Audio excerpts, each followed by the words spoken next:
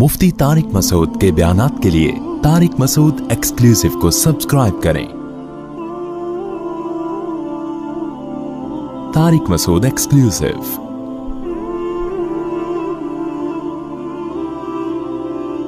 जैसे नबी सल्लल्लाहु अलैहि वसल्लम ने फरमाया, इज़ा मात इब्नु आदम इनक़ताअ अमलुहु इल्ला मिन सलास, जब इंसान की मौत हो जाती है तीन चीज़ें जारी रहती हैं उसके अमल में से। सदक़तुन जारियतुन, जो उसने सदका छोड़ा जो हमेशा चलता रहेगा। वलदुन सालिहुन यदउ लहू, नेक औलाद जो उसके लिए दुआएं मांगती रहेगी। इल्मुन युन्तफ़अु बिही, वो इल्म जिससे लोग फ़ायदा उठाते रहेंगे। अब लोग कहते हैं इसमें ईसाले सवाब कहाँ से आ गया। इससे भी ये वाज़ेह एक और हदीस है जिसमें आता है, एक सहाबी ने नबी से अर्ज़ किया, या रसूल अल्लाह, एक सहाबिया ने अर्ज़ किया, मेरी वालदा का इंतकाल हो गया है, अफ़ा अतसद्दक़ु अन्हा, क्या मैं वालिदा की तरफ से सदका कर सकती हूँ? आपने फरमाया हाँ। तो सदका, उसका सवाब कहाँ किसको पहुँच रहा है? औलाद सदका कर रही है, औलाद दुआ मांग रही है, सवाब किसको मिल रहा है? वालिदैन को मिल रहा है। तो इसी से फुक़हा ने इस्तिदलाल किया कि सदका चूँकि एक नेकी है, तो कोई भी नेकी करके मरहूम वालिदैन को पहुँचाई जा सकती है। इसके लिए हदीस के हवाले की, रेफरेंस की अलग से ज़रूरत नहीं है, यही रेफरेंस क्या है, काफ़ी है। अब लोग क्या करते हैं, मस्जिद में दरियाँ बिछा दी, भाई इसका सवाब किसको मिलेगा? वालिदैन को। तो बाज़ लोगों को इश्काल है कि ये दरियाँ बिछाना कहाँ से हदीस से साबित है। भाई जब सदका कह दिया तो नेकी आ गई ना, उसमें हर नेकी आ गई उसके अंदर। उसमें कुरान की तिलावत करना भी आ गया, उसमें किसी गरीब को खाना खिलाना भी आ गया, उसमें यतीम खाने में पैसे जमा कराना भी आ गया, उसमें यतीम खाना बनाना भी आ गया, उसमें किसी मदरसे के साथ ताउन करना भी आ गया, उसमें 2 रकत नफिल नमाज पढ़ना भी आ गया। क्योंकि अगर आप कहते हो कि ये सब कुछ नहीं है, हदीस दिखाओ, तो हदीस में तो कुआं खोदने का तज़किरा है, फिर कुएं के अलावा तो कोई सवाब पहुँचेगा ही नहीं। अब ये कितनी अजीब सी बात होगी कि आप इंसानियत की खिदमत के लिए कुआं खुदवाते हैं, उसका सवाब अब्बा को पहुंच रहा है, सबील बनवाते हैं तो उसका अल्लाह सवाब नहीं पहुंचाएगा। क्यों? बात तो एक ही चीज़, एक ही है ना। और जब कोई मुफ्ती कहते नहीं, अगर आपने सबील बनवा दी, किसी सफ़र में कहीं रास्ते में कूलर पानी का रख दिया ताकि इसका सवाब अब्बा अम्मा को पहुंचे, अगला कहते हैं हदीस दिखाओ, कूलर का कहाँ तज़किरा मिलता है हदीस में? तो ये सेंसलेस होने की अलामत होगी कि नहीं होगी? तो आज के जो नए नए मुजतहिदीन मार्केट में यूट्यूब पे आ रहे हैं ना, उनका जो सोचने का स्टाइल है ना, वो बहुत महदूद और फ़िक़ही बसीरत से बिल्कुल खाली। वो रेफरेंसेस पे चल रहे होते हैं कि देखो हदीस में आता है सदका करने का सवाब पहुंचता है, तो रेफरेंस हमने हदीस का दे दिया सदक़े का। कुरान पढ़ने का सवाब दिखाओ कहाँ साबित है भाई?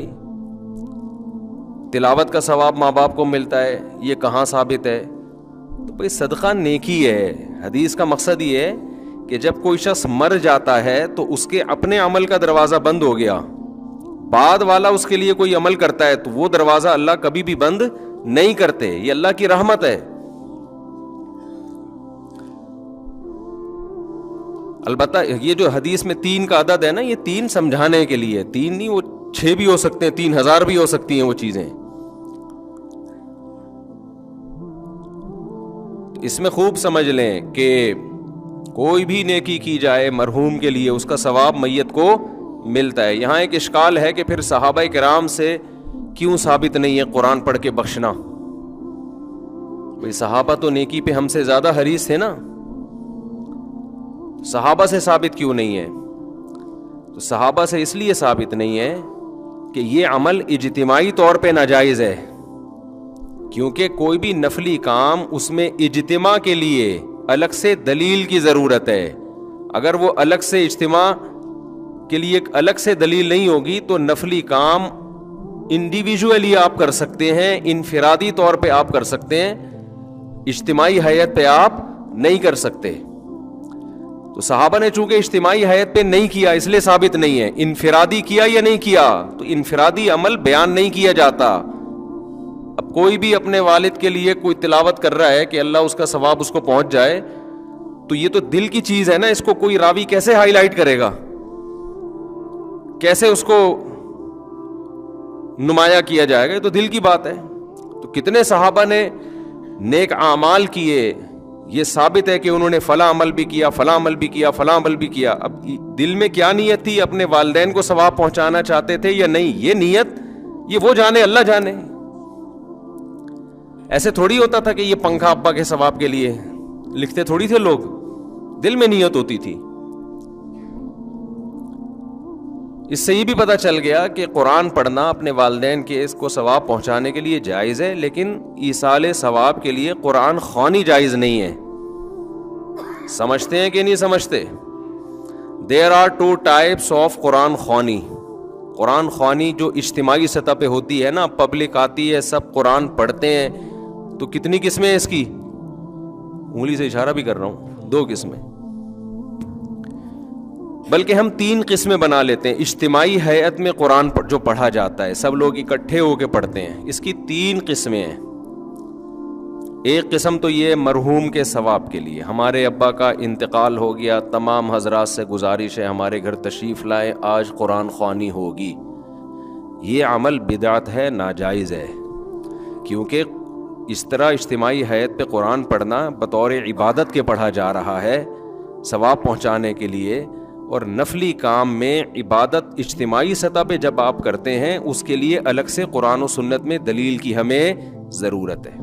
تو وہ میں کہہ رہا تھا کہ اجتماعی حیت پہ قرآن خوانی کیا ہے میرے بھائی, بولو نا, جائز نہیں ہے. اس کیوں جائز نہیں ہے؟ جب اجتماعی سطح پہ کوئی عمل کرتے ہیں, جیسے تہجد ہے, تہجد میں نبی صلی اللہ علیہ وسلم نے لوگوں کو جمع کر کے کبھی نہیں بلایا, کوئی ایسی روایت نہیں ہے. ہمیشہ آپ نے تہجد پڑھی, 1 2 3 4 صحابہ آپ کے ساتھ شامل ہو گئے, یہ جائز ہے, ہم بھی اس کو جائز کہتے ہیں. امام ابو حنیفہ کو چونکہ قرآن و سنت بہت اچھی طرح سے آتا تھا, لہذا اس عمل کو امام حنیفہ جائز کہتے ہیں. بھائی اتفاقی طور پر کوئی تہجد کے لیے کھڑا ہوا ہے, 2 4 آدمی اس کے پیچھے آ جائیں, اعلان کر کے کہ فلاں اتنے بج کے اتنے منٹ پہ ہمارے یہاں تہجد کی نماز ہوگی, تمام حضرات تشریف لے آئیں, اس کا ثبوت ہمیں قرآن و سنت میں نہیں ملتا. صرف رمضان میں حضرت عمر کے عمل سے ملتا ہے, تراویح جس کو کہا جاتا ہے, اس لیے اس کو نام بھی الگ دیا گیا. سمجھتے ہو کہ نہیں سمجھتے؟ اس میں اجتماعی حیت. اور حضرت عمر نے کیوں؟ اس لیے کہ نبی نے یہ رمضان میں 3 دن کیا, پھر چھوڑ دیا تاکہ فرض نہ ہو جائے. تو حضرت عمر سمجھتے تھے کہ آپ نے اس لیے چھوڑا فرض نہ ہو جائے, یہ اس کی علامت ہے, آپ اس کو زندہ رکھنا چاہتے تھے. تو اب فرضیت کا امکان ختم ہو گیا, لہذا حضرت عمر نے اس عمل کو دوبارہ شروع کرا دیا. تو رمضان گیا اور وہ تراویح کی نماز گئی. اس میں قیام اللیل کا بھی ہمیں ثبوت نہیں ملتا کہ الگ سے پھر رات کو آپ اجتماعی حیت پہ نماز پڑھی جائے. تو قرآن خوانی کیا عمل ہے میرے بھائی؟ غلط ہے, اس کو ترک کر دینا چاہیے. جب کسی کا انتقال ہو جائے تو آپ اخپل طریقے سے, سب سے بہتر تو وہ چیز ہے جو منصوص ہے, جس کا حدیث میں صراحتاً ذکر ہے, وہ صدقہ خیرات ہے, سب سے بہتر وہ ہے. اس کو آج کل لوگ فوکس نہیں کر رہے, قرآن خوانیوں پہ پورا زور لگایا ہوا ہے, اور پھر اس میں دیگیں چلتی ہیں, کھانے چلتے ہیں, لوگ آتے ہیں, بوٹیاں پھوڑ رہے ہوتے ہیں, کہ عجیب ہی منظر ہوتا ہے. ولیمے اور میت کا فرق کیا ہو گیا؟ ختم.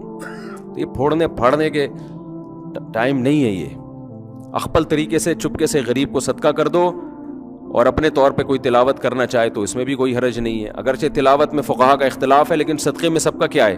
اتفاق ہے. تو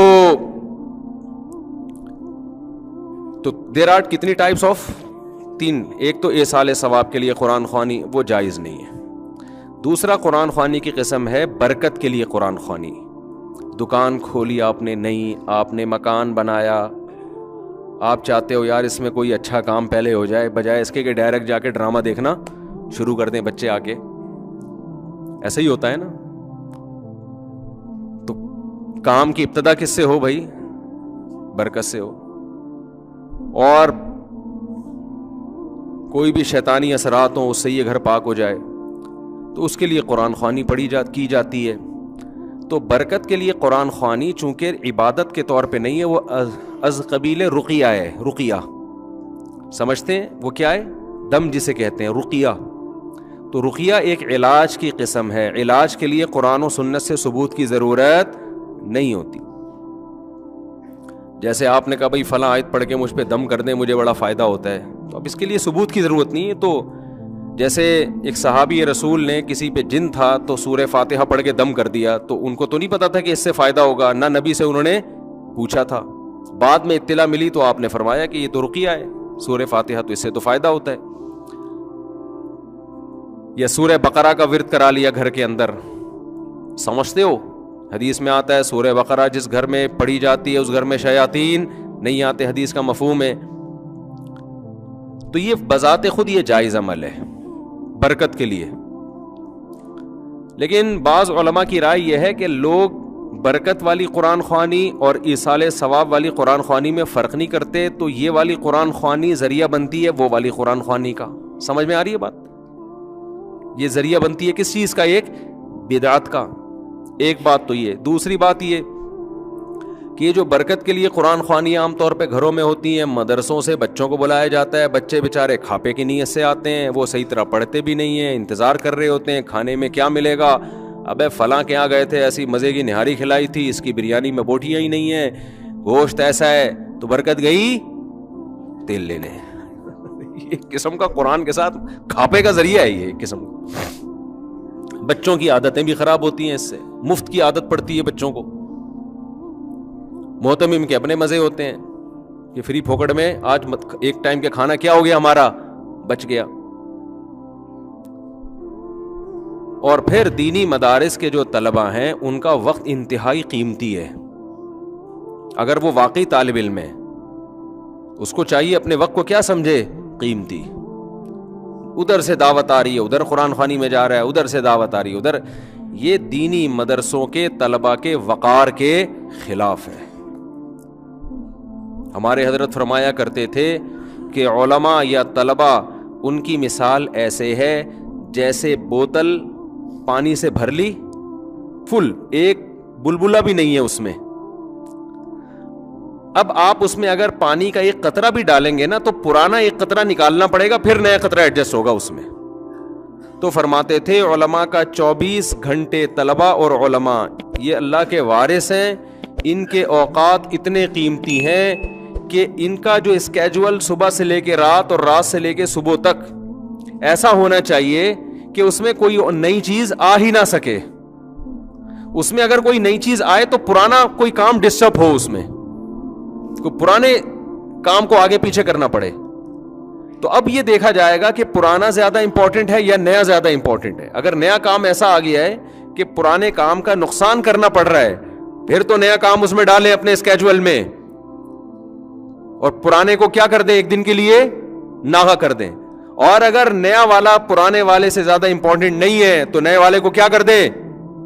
کینسل، ہٹا دیں اس کو. سمجھ میں نہیں آ رہی بات؟ اب آپ کہیں گے 24 گھنٹے کا ایسا اسکیجول، یہ تو آدمی ڈپریشن کا مریض بن جائے گا. وہی صبح سے لے کے رات، رات سے لے کے صبح تک، تو ڈپریشن کا مریض نہیں بنے گا. ڈپریشن ختم کرنے والی چیزیں بھی اس میں کیا ہوں گی؟ اسی میں شامل ہوں گی نا. اس میں ایکسرسائز بھی شامل ہے، بچوں کے ساتھ گپ شپ بھی شامل ہے، گھر والوں کو ٹائم دینا بھی شامل ہے، کھاپے بھی شامل ہیں، کسی دن جاوید نہاری بھی شامل ہے اس میں. کبھی چلے گئے تو وہ کون سی نہاری تھی جو اس دن کھائی تھی؟ وہ والی نہیں، نہ وہ مزے کی نہیں تھی. ایک یوٹیوب پہ ویڈیو بھی آئی ہے میری آج کل، کسی نے چپکے سے کیمرے سے بنا کے ڈال دی، زاہد نہاری نا طارق روڈ پہ، وہ بھی شامل ہے. مزہ نہ آئے پیسے واپس. تو یہ بھی آپ کے اسکیجول کا حصہ بولو نا ہونا چاہیے. تو یہ سب چیزیں اس میں داخل ہے. اب کوئی نئی چیز اگر آ رہی ہے تو یہ پرانا شیڈول آپ کا کیا ہوگا؟ متاثر ہوگا. اگر نہیں ہو رہا ہے اس کا مطلب آپ فارغ آدمی ہو، کسی کام کے آپ فالتو ہو، بلا وجہ پیدا ہوئے آپ. بلا وجہ پیدا اسے کہتے ہیں کان سے پکڑ کے جو جہاں چاہے لے جائے. آ جا یار کھاپے پہ چلے، آ رہا ہوں. ٹھیک ہے نا، روزانہ کھاپا، روزانہ کھاپا. ابے آ جا ادھر بیٹھتے ہیں، بیٹھ گیا. ابے چل ادھر گٹر کا ڈھکن گورنمنٹ نے لگا دیا، وہ ہمارے گٹر کراچی میں ڈھکن نہیں ہوتے نا, تو ادھر ہمارے یہاں لگ گیا, آجا بیٹھتے ہیں وہاں, چل بھائی بیٹھتے ہیں, پوری پوری رات بیٹھے ہوئے ہیں. اس کا مطلب یہ غلط پیدا ہو گیا ہے. اس کو بالکل پیدا ہونے کی کسی کام کا نہیں. بعض دفعہ یہ ہوتا ہے کسی دوست کا فون آیا, چل کھاپے پہ چلتے ہیں, آپ نے کہا چلو چلتے ہیں, تو اب یہ بدگمان نہ ہو کہ یہ بندہ فارغ ہے, ہو سکتا ہے اس کا اسکیجول کل کا کھاپا ہو, اس کی ڈائری میں کل کھاپے کا تذکرہ ہو, لیکن اس نے کہا آج بندے کا فون آیا, دوستی ہے, اس سے گپ شپ ہے, تو وہ کل والا کہاں لے جاتے ہیں, آج کر لے. تو میرے ساتھ ایسا ہوتا ہے بعض دفعہ, کسی قریبی دوست کا فون آیا, مفتی صاحب کھاپے پہ چلیں, ہم کہا چلو بھائی. وہ ہوتا یہ ہے کہ وہ جمعرات کو کہیں ڈائری میں کھاپا ڈالا ہوا ہوتا ہے, تو اس کو ہم اس دوست کی وجہ سے 2 دن پہلے لے آتے ہیں, پھر وہ 2 دن والا اسکپ کر دیتے ہیں, جو آج والا کام ہے وہ اس دن ڈال دیتے ہیں. سمجھتے ہیں کہ نہیں سمجھتے؟ ایک ڈائری بنایا کریں ایسے, پورا ہفتہ اس میں آپ کے سامنے ہو وہ پیج, پورا ہفتہ اس میں آپ کے. ابھی میں بتاتا ہوں, یہ حدیث کی تشریح میں بتاتا ہوں میں, تو کیونکہ یہ حدیث کی میں نے تشریح شروع کر دی, وہ پھر ترتیب سے چلے گی تو زیادہ فائدہ ہوگا. ابھی میں وہ قرآن خوانی کا وہ جلدی سے مکمل کر کے پھر وہ حدیث پڑھی ہے نا, اس میں یہ آئے گا تذکرہ انشاءاللہ. صلو علی الحبیب. تو خیر, آپ نے دوسری قسم ہے قرآن خوانی کی رقیہ, جس کو برکت کی قرآن خوانی کہتے ہیں. تو فی نفسی ہی یعنی بذات خود یہ جائز عمل ہے, لیکن بعض علماء اس کے خلاف ہیں کہ بھئی گھر والے بیٹھ کے کر لیں, جیسے سورہ بقرہ پڑھنی ہے, سب اکٹھے گھر والے کر لیں. یہ باہر سے ادھر ادھر سے پبلک کو بلانا اور یہ سب چیزیں, اس کے فسادات زیادہ ہیں, اس میں وہ برکت رہتی بھی نہیں ہے. کھاپے کا تذکرہ زیادہ ہوتا ہے, اور جو رقیہ کا جو مقصد تھا وہ مقصد پوری طرح حاصل نہیں ہوتا. بہرحال اگر کوئی کرتا بھی ہے تو اس پہ اتنا سخت انکار نہیں کیا جائے گا.